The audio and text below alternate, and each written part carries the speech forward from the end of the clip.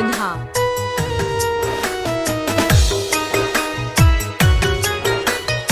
Recording by RSB Music।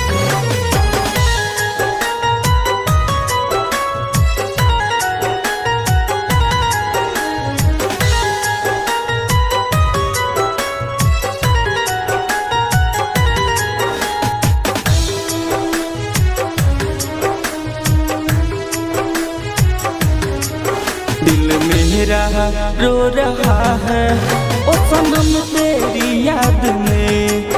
दिल मेरा रो रहा है ओ सनम तेरी याद में। सीने में दर्द बढ़ रहा, सीने में दर्द बढ़ रहा तेरे जाने के बाद में। दिल मेरा रो रहा है ओ सनम तेरी याद में। दिल मेरा रो रहा है ओ सनम तेरी याद में।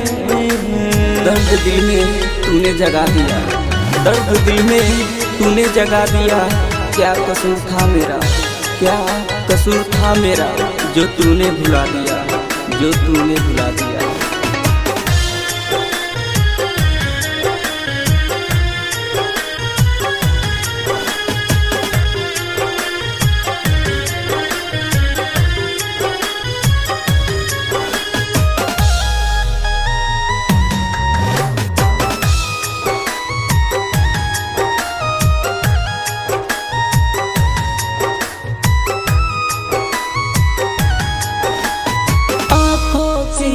गलती से क्यों दिल ये दर्द उठाता है।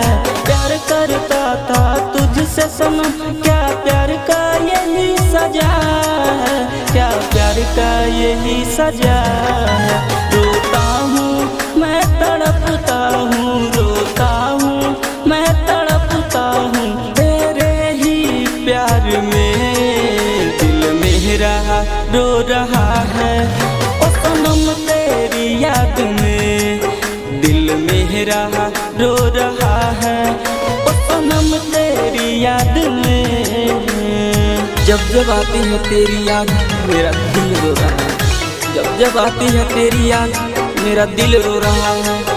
सोचा था जी लेंगे तेरे बगैर, सोचा था जी लेंगे तेरे बगैर, पर जीना मुश्किल हो रहा है, पर जीना मुश्किल हो रहा है।